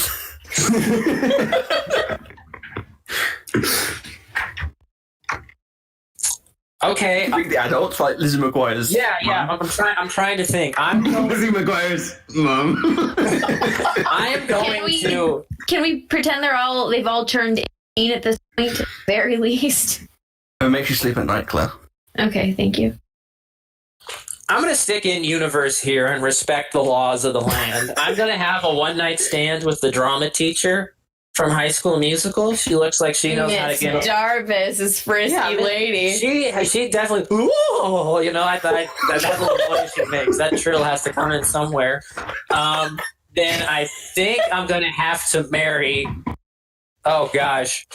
Lizzie McGuire's dad. I mean, that was a good one, actually. He's a pretty hunkin' looking dude. Oh, I know who I'll pick because he's clearly of age. I'm going to marry Paolo. I don't care if he can't sing.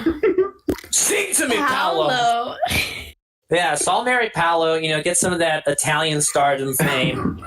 And then I am going to kill probably the dad from Phil of the Future because he's all promises, no delivery. I mean, we've already said he's like, kids, we're going back to the future. Like, that last episode, Dad, get with the time. So there we go. Literally. I get with the times. Have we got any more? We've got... Can I just say Mary Gordo from Lizzie McGuire? Because he's always been there for you. He's always got him or Ron. That's a good get. Like him or Ron Stoppable from Kim Possible. Because you know that your life's going to be good. They're going to take care of you. Even if he's animated. I don't care. And if you beep, he'll be there. That's right. If you call him, beep him, his beeper's ready to go. Who wears a beeper anymore? Apparently Ron Stoppable. He just needs to know. Last question. Who in Star Wars has the best mustache? General Merrick. Yeah. Is he letting it grow or is he keeping it trimmed? I don't know. He does, right? So I guess it doesn't matter. I'm not gonna lie. I want to see Poe Dameron's salt and pepper quarantine beard mustache combination. Yeah. Pretty decent. I'm sorry. I'm getting a little thirsty just thinking about that. But you know, it's fine. We've got a Biggs in the chat. A Biggs. Yeah. Biggs. Solid choice. He's got some big mustache energy. I don't know about that. You don't know about that. Controversial opinion coming from... Well, I gotta tell you something about Biggs. And Nicky can back me up on this. I have been an anti-Biggs guy for a long time. I think he's a traitor. You think he's a traitor? I think he's a traitor, absolutely. And I think the reason he got shot down is because he messed up and the Imperials didn't want to let their asset to squeal. But him and Porkins ran out on the get-go. I haven't heard this in a long time. Yeah, this is an Obama administration era observation. No, there's no evidence about it. It's just a feeling. You know, you just watch it, and he's like, I don't like that guy. Like, what is going on there? And then, so one of these days, I need to get like a minifig of Biggs and like hold him over a frying pan, be like, tell me what you know, you bastard.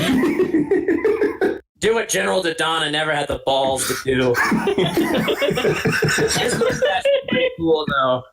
No, I'll give him that. Oh, man. He gets mustache points at least. There are a lot of great Star Wars mustaches. Lando, of course. I mean... Oof. Cassian's got a great one. Yes. Yes, he does. Ryder Osotti. Ryder Osotti. Yeah, buddy. He's got something you can hold on to, if you know what I mean. and he's got the voice of, what's his name? Mr. Krabs. Mr. Krabs. So it's perfect. The says mustaches are gross. The circus runner in the Younglings arc. Hey. He's like the Doug with the mustache. I have to agree with Chris, by the way. When Jake was shaving his facial hair, getting ready to leave for the he had to take his ID picture before he left for basic training, but he had to be short hair, like a military approved haircut and military approved facial hair. And so he started shaving his big beard at the time off in stages, and he ended with just the mustache. And he's like, hey, I know how you feel about mustaches, Claire. And I was like, no! Oh my God! And I locked myself in the room. It was terrifying. Even he cannot rock the mustache. I'm sorry, guys. The mustaches are gross, right, Claire? Mustaches are gross. They need friends along the chin region. I'll just go away then. I think your mustache You is have handsome. friends along the chin region, Charlie. You're not just a mustache. Oh, you're too kind. I know. I've always wanted a little like pencil thin mustache, like a Hollywood director from the 1920s, or like Like that dude from episode 8. yeah, What's his name? yeah, Master Codebreaker? Codebreaker. Master yeah. Not Justin- now, Lovey. Justin Thoreau's. Take Shave that. it off. Gross friends. I love you. You're so handsome, but get rid of that nonsense. A good sorry. mustache is from I, Tonya. Oh my god. No, my favorite mustache has to be this man. See if I can get it up before we go. This was Hey. Well, it's much harder to go unless you get it up. I'm just saying the mechanics of that is. Sorry. Oh dear. Oh dear. Bucky. Speaking of which, Sebastian Stan, you're so handsome. Stop it! Stop doing this! You're very handsome, man. Quit ruining your face. Oh, I'm sorry, Super. I just spoke up the cat with my angry. Mm-mm. I need my own Captain America shield to protect me from that creepy mustache. I can't have no. Mm-mm. Next live episode, we all need to have mustaches and just read. I will not participate. I cannot continue to look at your faces through that whole almost 2-hour conversation. No. Chris says Oscar can have whatever he wants. No, he cannot. That mustache is not good. I'm just going to share that.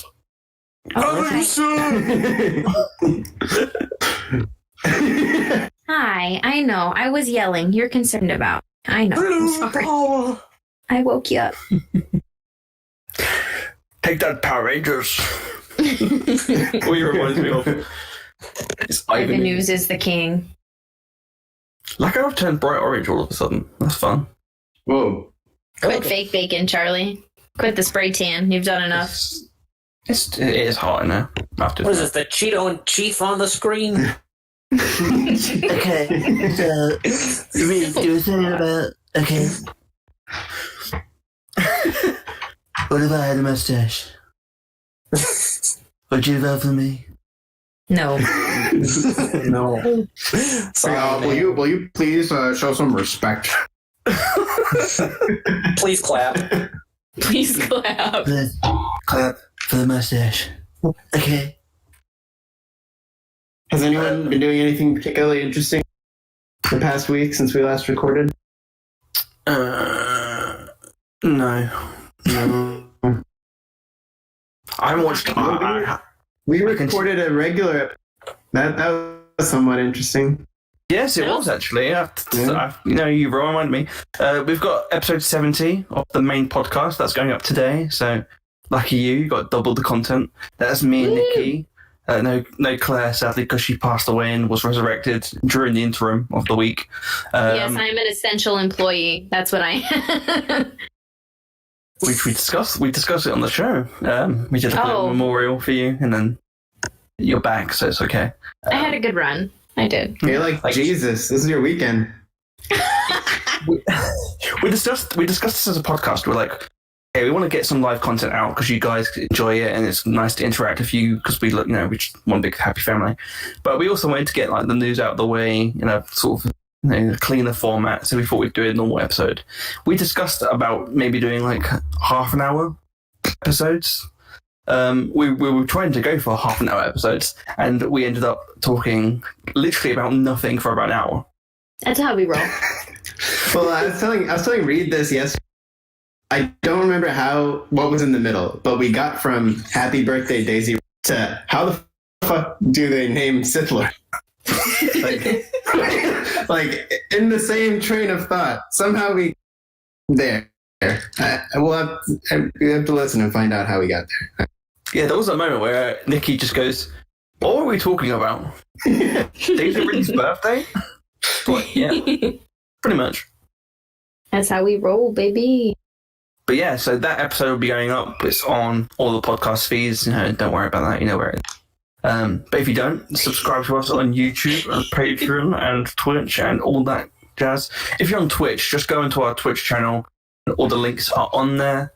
You'll find us all on there. If not, go to the imperialsenatepodcast.com. You can find all the links on there.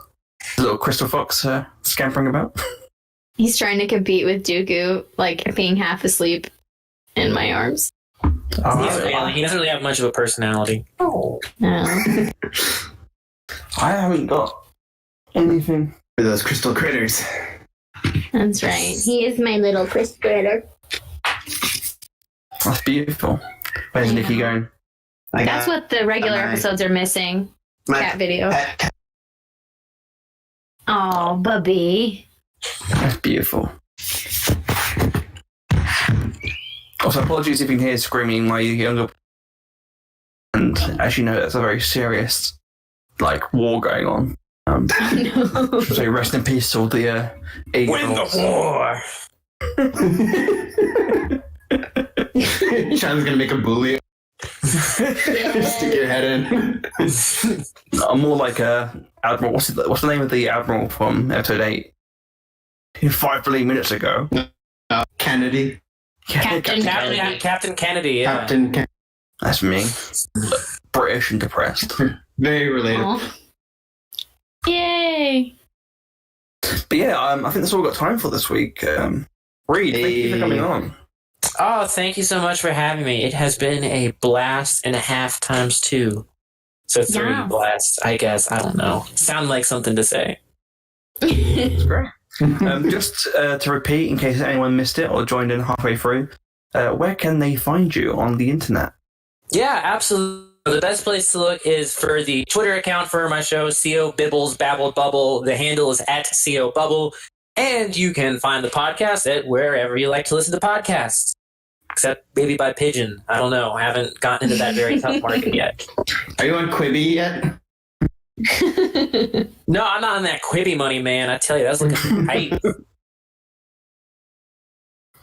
Chris says that you're the funniest person on earth.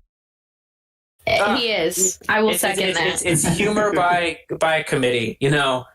Everybody builds themselves up. You can't be funny without having funny people around you. So thank you for having me on. It's been a real delight. It's a writer's room vibe. It's about freaking time, man. It really is. Do you have something else to sizzle? Maybe with Nicky? Something else to sizzle? Yeah, are you bricking about it? Yeah, I'm about to shit bricks just thinking about this, how this hasn't been plugged yet. I'm sure you don't want to let go of this. Oh yeah, of course. How could I forget? Yeah, if you watch the show and you want this show, if you're watching now and listening to the Imperial Senate podcast, and you want some high quality content and willing to drop some dollars, pounds, yen, pesos, or whatever is the currency of your home country, check out the Imperial Senate podcast Patreon to watch the Sacred Jedi Bricks, in which yours truly and Nikhil James Kumar watch the Lego Freemakers adventures and kind of have commentary going on the whole time. So if you're a big Rabala the Hutt fan, or if you don't even know who Rabala the Hutt is and you want to, that's your one-stop shop to find it. The show has been officially endorsed by one of the showrunners or writers of Freemakers adventures. So you know what? What more do you need? Hey, yeah. Did I do it all right? All right. The Freemakers is so good.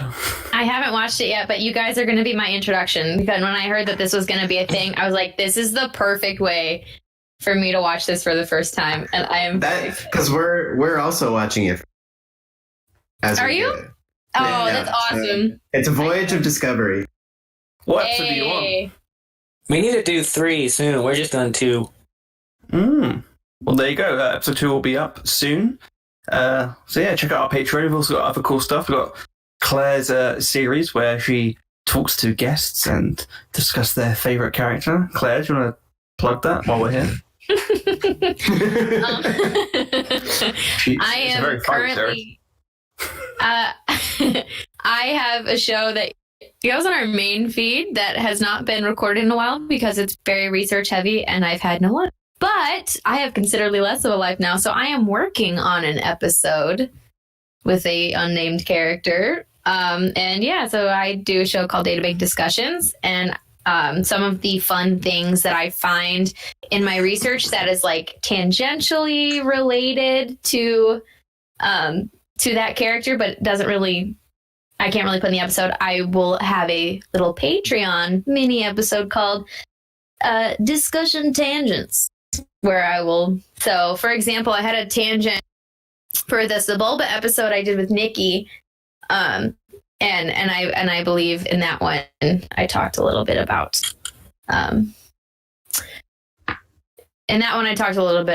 some of the other racers. And then I have one that was for the Qui-Gon Jinn episode I did with Brian Balance, who is one of the most delightful humans. And if you don't listen to the Interesting podcast, you should. But he did an episode with Qui-Gon Jinn.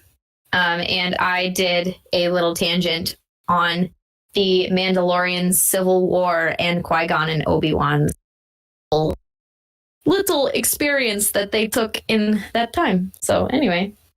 You're right, Reed. You're not wrong. That is actually a substantial sort of plug for episode 70 of the Imperial Senate podcast. Plug. Which Nicky and I spent a good amount of time talking about Obi-Wan Kenobi and... Let's be honest, it's more like...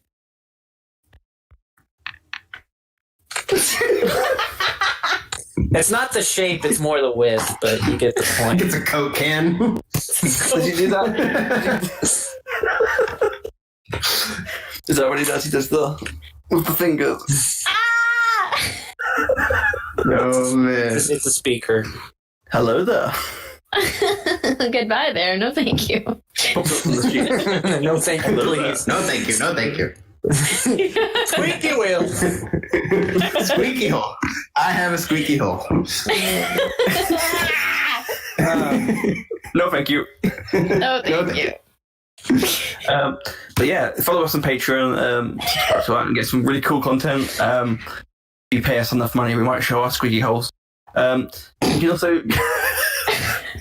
Charlie has an OnlyFans account. He's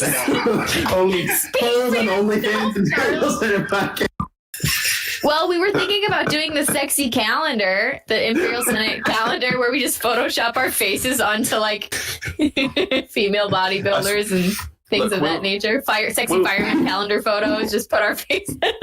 We'll do it if you pay us. Yes. Charlie's like, look at my balls. I gotta pay. My boss nuts, baby. Hey. up and down, up and down.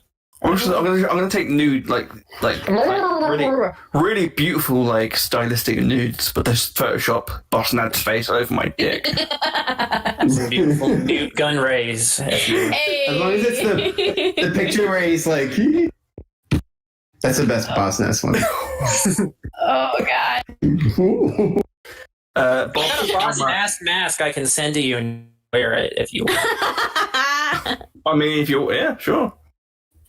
That's a great celebration memory. The original episode 1 Bad Batch. Oh God! Didn't you have a Newt Gunray mask? That was our other friend. I had a Watto mask. You had Watto. That's who it was. Yeah.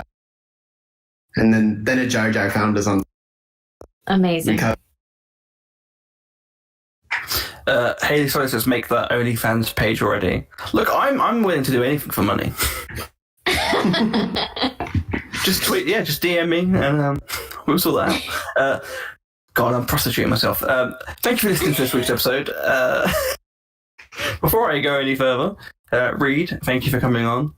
Thank you. Oh, thank you guys so much. Claire, I like that shirt. Where can you find that?